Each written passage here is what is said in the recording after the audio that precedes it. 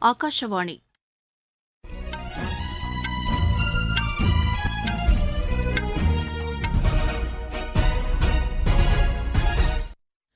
செய்திகள் வாசிப்பவர் வடிவழகி கபிலன். தலைப்புச் செய்திகள்: நமது லட்சியம் வளர்ச்சியடைந்த பாரதம் யாத்திரையில் கலந்து கொண்ட பயனாளிகளிடையே பிரதமர் திரு நரேந்திர மோடி இன்று காணொலி வாயிலாக கலந்துரையாடுகிறார்.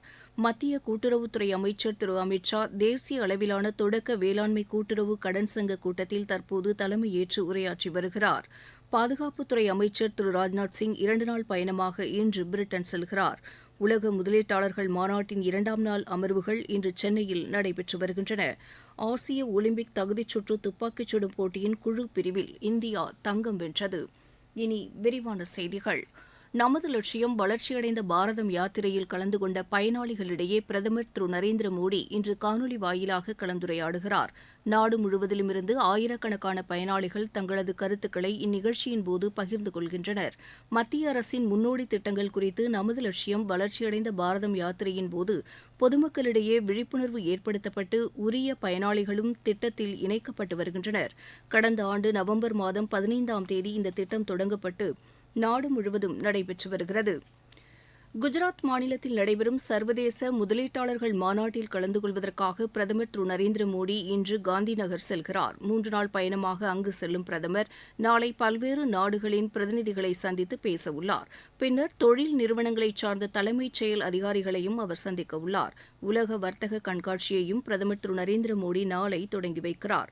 புதன்கிழமை அன்று நடைபெறும் விழாவில் சர்வதேச வர்த்தக மாநாட்டை தொடங்கி வைக்கும் பிரதமர் தொழிலதிபர்களையும் சந்தித்து பேசவுள்ளார். இந்த மாநாட்டில் 34 நட்பு நாடுகள் மற்றும் 16 சர்வதேச அமைப்புகளின் பிரதிநிதிகள் கலந்து கொள்கின்றனர். பாதுகாப்புத்துறை அமைச்சர் திரு ராஜ்நாத் சிங் 2 நாள் பயணமாக இன்று பிரிட்டன் செல்கிறார். பாதுகாப்பு அமைச்சகத்தின் உயர்மட்ட குழுவும் அவருடன் செல்கிறது. பிரிட்டனின் பாதுகாப்புத்துறை அமைச்சர் திரு கிராண்ட் ஷாப்ஸுடன் பாதுகாப்பு ஒத்துழைப்பு தொடர்பான இருதரப்பு பேச்சுக்களில் அவர் பங்கேற்கிறார். அந்நாட்டு பிரதமர் திரு ரிஷி சுனக்கையும் சந்தித்து சர்வதேச பாதுகாப்பு மற்றும் தொழிலக ஒத்துழைப்பு குறித்தும் திரு ராஜ்நாத் சிங் பேச்சு நடத்தவுள்ளார். மேலும் அந்நாட்டு வெளியுறவுத்துறை அமைச்சர் திரு டேவிட் கேமரூனையும் அவர் சந்தித்து உரையாடவுள்ளார். பிரிட்டனின் பாதுகாப்பு தளவாடங்களை உற்பத்தி செய்யும் தொழில்துறை முதன்மைச் செயல் அதிகாரிகளையும் அவர் சந்தித்து ஆலோசனை நடத்துகிறார். பின்னர் லண்டனில் நடைபெறும் இந்திய வம்சாவளியினரின் கூட்டத்திலும் திரு ராஜ்நாத் சிங் கலந்து கொள்கிறார். மத்திய கூட்டுறவுத்துறை அமைச்சர் திரு அமித் ஷா தேசிய அளவிலான தொடக்க வேளாண்மை கூட்டுறவு கடன் சங்க கூட்டத்தில் தற்போது தலைமையேற்று உரையாற்றி வருகிறார். புதுதில்லி விஞ்ஞான் பவனில் நடைபெற்று வரும் இந்த நிகழ்ச்சியை கூட்டுறவுத்துறை அமைச்சகம், தேசிய கூட்டுறவு வளர்ச்சிக் கழகம் இணைந்து நடத்துகிறது. தொடக்க வேளாண்மை கூட்டுறவு கடன் சங்கத்தினர் சமீபத்தில் மக்கள் மருந்தகங்களை தொடங்கி நடத்துவதற்கு அனுமதிக்கப்பட்டனர். அதன் மூலம் பொதுமக்களுக்கு 50% முதல் 90% வரையில் குறைந்த விலையில் மருந்துகள் வழங்கப்பட்டு வருகின்றன. 2000க்கும் அதிகமான மருந்துகளும் 300க்கும் கூடுதலான அறுவை சிகிச்சை உபகரணங்களும் இதில் விற்பனை செய்யப்படுகின்றன. இந்த கூட்டத்தில் திரு அமித் ஷா இதுகுறித்து ஆலோசனை நடத்த உள்ளதாக தகவல்கள் தெரிவிக்கின்றன. மத்திய கப்பல் மற்றும் நீர்வழி போக்குவரத்துத்துறை அமைச்சர் திரு சர்பானந்த சோனோவால் கொல்கத்தாவில் இன்று நடைபெறும் உள்நாட்டு நீர்வழி வளர்ச்சிக் குழுமத்தின் கூட்டத்தை தலைமை தாங்கி நடத்துகிறார். இந்த கூட்டத்தில் உள்நாட்டு நீர்வழி போக்குவரத்தில் பசுமை எரிசக்தியை பயன்படுத்தி இயக்கப்படும் கப்பல்கள் குறித்த முக்கிய திட்டத்தை வெளியிடுகிறார். மேலும் நீர்வழி சுற்றுலா 2047 என்ற வழிகாட்டி கையேட்டையும் அமைச்சர் வெளியிடுகிறார்.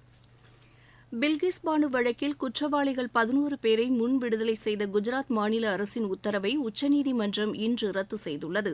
இந்த வழக்கை விசாரித்த உச்சநீதிமன்ற நீதிபதிகள் பி.வி. நாகரத்னா மற்றும் உஜ்ஜல் புயான் அமர்வு பில்கிஸ் பானு வழக்கில் தண்டனையை குறைக்க அதிகாரமில்லை என்று குறிப்பிட்டது. இதனையடுத்து முன் விடுதலை செய்யப்பட்ட 11 பேரும் மீண்டும் சிறைக்கு அனுப்பப்படுவார்கள் என்று தெரிகிறது. குற்றவாளிகளை விடுவித்த குஜராத் அரசின் முடிவுக்கு எதிராக பாதிக்கப்பட்ட பெண் பில்கிஸ் பானு தொடர்ந்த வழக்கில் உச்சநீதிமன்றம் இந்த தீர்ப்பை வழங்கியுள்ளது. நீங்கள் கேட்டுக்கொண்டிருப்பது ஆகாஷவாணியின் செய்தி அறிக்கை. நமது லட்சியம் வளர்ச்சியடைந்த பாரதம் யாத்திரையின் ஒரு பகுதியாக இன்று கேரள மாநிலம் பாலக்காடு மாவட்டத்தில் உள்ள மங்காரா பஞ்சாயத்தில் நடைபெறும் நிகழ்ச்சியில் மத்திய வீட்டு வசதித்துறை அமைச்சர் திரு ஹர்தீப் சிங் பூரி கலந்து கொண்டு பயனாளிகளுடன் உரையாடுகிறார். இதுகுறித்து செய்தியாளர்களிடம் பேசிய அவர் 2014ஆம் ஆண்டு முதல் 10 கோடி இலவச சமையல் எரிவாயு இணைப்புகள் வழங்கப்பட்டுள்ளதாக தெரிவித்தார். நமது லட்சியம் வளர்ச்சியடைந்த பாரதம் யாத்திரை மத்திய அரசின் திட்டங்கள் மக்களுக்கு நேரடியாக சென்று சேர்வதை உறுதி செய்துள்ளதாக அமைச்சர் குறிப்பிட்டார். நாடு முழுவதும் மேற்கொள்ளப்பட்டு வரும் இந்த நமது லட்சியம் வளர்ச்சியடைந்த பாரதம் யாத்திரை பொதுமக்களிடையே பெரும் வரவேற்பை பெற்றுள்ளது. மத்திய அரசின் திட்டங்கள் குறித்து விழிப்புணர்வை ஏற்படுத்துவதோடு விடுபட்ட பயனாளிகளுக்கு திட்டங்கள் சென்றடைவதை உறுதி செய்யும் நோக்கில் இந்த யாத்திரை நடத்தப்பட்டு வருகிறது. தமிழகத்தின் காஞ்சிபுரம் மாவட்டம் வாலாஜாபாத்தில் நடைபெற்ற இந்த யாத்திரை நிகழ்ச்சியில் ஏராளமானோர் பங்கேற்றனர். மத்திய அரசின் செல்வ மகள் சேமிப்பு திட்டத்தின் மூலம் பயனடைந்த பயனாளிகள் இந்த திட்டம் தங்களுக்கு மிகவும் உதவிகரமாக இருந்ததாக எமது செய்தியாளரிடம் தெரிவித்தனர்.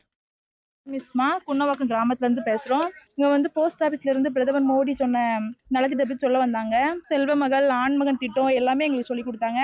அது ரொம்ப யூஸ்ஃபுல்லா இருக்கு. நாங்களும் இதுல ஜாயின் பண்ணிட்டு குழந்தைக்கு நாங்க திட்டம் போடலான்னு இருக்கோம். எங்களுக்கும் ஆதார் கார்டு சேவை கூட அதிகமா சொல்லி கொடுத்தாங்க. அதுவும் நாங்க பண்ணலான்னு இருக்கோம். லட்சுமி, நான் குன்னவாக்கம் பஞ்சாயத்துல இருந்து பேசுறேன். இந்த செல்வ மகள் திட்டத்துல நிறைய பேர் பயனடைஞ்சிருக்காங்க. இனிமேலும் பயன் அடைவாங்க. ஆர்டியும் நிறைய பேர் சேர்ந்துருக்காங்க. இனிமேலும் சேருவாங்க. நாங்களும் தெரியாதவங்களுக்கு தெரிவிக்கிறோம். கேம்ப் மாதிரி போட்டு விழிப்புணர்வுலாம் எல்லாருக்கும் பண்ணாங்க. இந்த விழிப்புணர்வு நடத்துறதுக்கு பயனுள்ளதா இருக்கு. மத்திய அரசுக்கு நன்றி. உலக முதலீட்டாளர்கள் மாநாட்டின் 2ஆம் நாள் அமர்வுகள் இன்றும் நடைபெற்று வருகின்றன. சென்னையில் நடைபெற்று வரும் இம்மாநாட்டில் பல்வேறு நாடுகளைச் சேர்ந்த வல்லுநர்களும் முதலீட்டாளர்களும் புதிய திட்டங்களை செயல்படுத்துவது தொடர்பாக ஆலோசனைகளை மேற்கொண்டு வருகின்றனர்.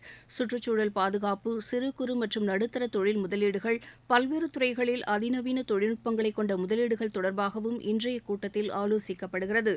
இன்று மாலை பல்வேறு நாடுகளைச் சேர்ந்த தொழில் நிறுவனங்களுடனான புரிந்துணர்வு ஒப்பந்தங்களும் கையெழுத்தாக உள்ளதாக எமது செய்தியாளர் தெரிவிக்கிறார். தமிழகத்தின் அநேக இடங்களிலும் புதுச்சேரி மற்றும் காரைக்கால் பகுதிகளில் இன்று இடிமின்னலுடன் கூடிய லேசானது முதல் மிதமான மழை பெய்யக்கூடும் என்று இந்திய வானிலை ஆய்வு மையம் தெரிவித்துள்ளது. நாளை தென் தமிழகத்தின் ஒரு சில இடங்களிலும் வட தமிழகத்தின் ஒரு சில இடங்களிலும் லேசானது முதல் மிதமான மழை பெய்யக்கூடும் என்றும் இந்த மையம் கூறியுள்ளது. இதற்கிடையே சென்னை மற்றும் புறநகர் பகுதிகளில் நேற்றிரவு முதல் தொடர்ந்து மழை பெய்து வருகிறது. தொடர் மழை காரணமாக சென்னையில் நடைபெற்று வரும் 47வது புத்தக கண்காட்சிக்கு இன்று விடுமுறை விடப்பட்டுள்ளது. டெல்டா மாவட்டங்களிலும் கனமழை பெய்து வருவதால் மக்களின் இயல்பு வாழ்க்கை பாதிக்கப்பட்டுள்ளது. இதற்கிடையே நாகப்பட்டினத்தில் கனமழை காரணமாக பயிர்கள் பாதிக்கப்பட்டுள்ளதாக எமது செய்தியாளர் தெரிவிக்கிறார். நாகை சுற்றுவட்டார பகுதியில் ஒரே நாள் இரவில் தொடங்கி அதிகாலைக்குள்ளாக 21 சென்டிமீட்டர் மழை கொட்டி தீர்த்தது. தொடர்ந்து பெய்து வரும் கனமழையினால் நாகை மற்றும் நாகூர் தாழ்வான பகுதியில் மழை வெள்ளம் பெருக்கெடுத்து ஓடுகிறது. சாலைகளில் வாகனங்கள் தண்ணீர் மிதந்து செல்கிறது. இருசக்கர வாகன போக்குவரத்து முற்றிலும் முடங்கியுள்ளது. மாவட்டத்தில் பெய்து வரும் கனமழையின் காரணமாக சங்கமங்கலம், செல்லூர், பாலையூர் பகுதியில் அறுவடைக்கு தயாராக இருந்த சுமார் 500 ஏக்கர் நிலத்தில் பயிரப்பட்டிருந்த நெல் பயிர்களும் தண்ணீரில் மூழ்கி காணப்படுகிறது. விவசாயிகள் பல சூழ்நிலைகளை தாண்டி இயற்கை இடர்பாட்டிலிருந்து பயிர்களை காத்து தற்பொழுது ஒரே நாளில் பெய்த மழையினால் பெரும் பாதிப்படைந்துள்ளனர். இதனால் விவசாயிகள் இழந்த பயிர்கள் உள்ள நிலங்களில் இருந்து தண்ணீர் வடிய வைக்கும் பணிகளை மேற்கொண்டுள்ளனர். நாகையில் தொடர் மழையின் காரணமாக மீனவர்களின் படகுகளும் கடலுக்கு செல்லவில்லை. நாகையில் இருந்து செல்வன் ஜெபராஜ். ஆசிய ஒலிம்பிக் தகுதிச்சுற்று துப்பாக்கிச் சுடும் போட்டியின் 10 மீட்டர் ஏர் பிஸ்டல் குழு பிரிவில் இந்தியாவின் வருண் தோமர், அர்ஜுன் சிங் சீமா மற்றும் உஜ்வால் மாலிக் ஆகியோர் தங்கப்பதக்கம் வென்றுள்ளனர். இந்தோனேஷிய தலைநகர் ஜகார்த்தாவில் இன்று தொடங்கிய இப்போட்டியில் 26 நாடுகளைச் சேர்ந்த 385 வீரர்கள் பங்கேற்றுள்ளனர். இப்போட்டி வரும் 18ஆம் தேதி வரை நடைபெறுகிறது. இதில் வெற்றி பெறும் வீரர்கள் இந்த ஆண்டு பாரிஸில் நடைபெறும் ஒலிம்பிக் போட்டிக்கு தகுதி பெறுவார்கள்.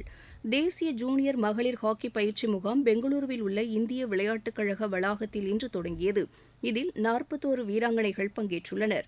உள்நாட்டு அளவில் நடைபெற்ற பல்வேறு சாம்பியன் போட்டிகளில் 2023ஆம் ஆண்டு கலந்து கொண்டு சிறப்பான ஆட்டத்தை வெளிப்படுத்திய வீராங்கனைகள் இந்த முகாமிற்கு தேர்ந்தெடுக்கப்பட்டுள்ளனர். 1 மாத காலம் நடைபெறும் இந்த முகாம் பயிற்சியாளர் திரு துஷார் கண்டேக்கர் தலைமையில் நடைபெறும் என்று அறிவிக்கப்பட்டுள்ளது.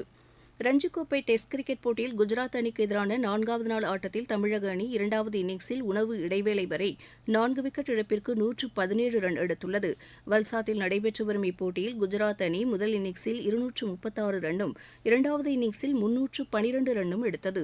தமிழக அணி முதல் இன்னிங்ஸில் 250 ரன் எடுத்துள்ளது. புரோ கபடி லீக் போட்டியில் இன்று நடைபெறவுள்ள ஆட்டங்களில் பெங்களூரு பாட்னா அணியையும் மும்பை தில்லி அணியையும் எதிர்கொள்கின்றன. இப்போட்டிகள் மும்பையில் நடைபெறுகின்றன. மீண்டும் தலைப்புச் செய்திகள்.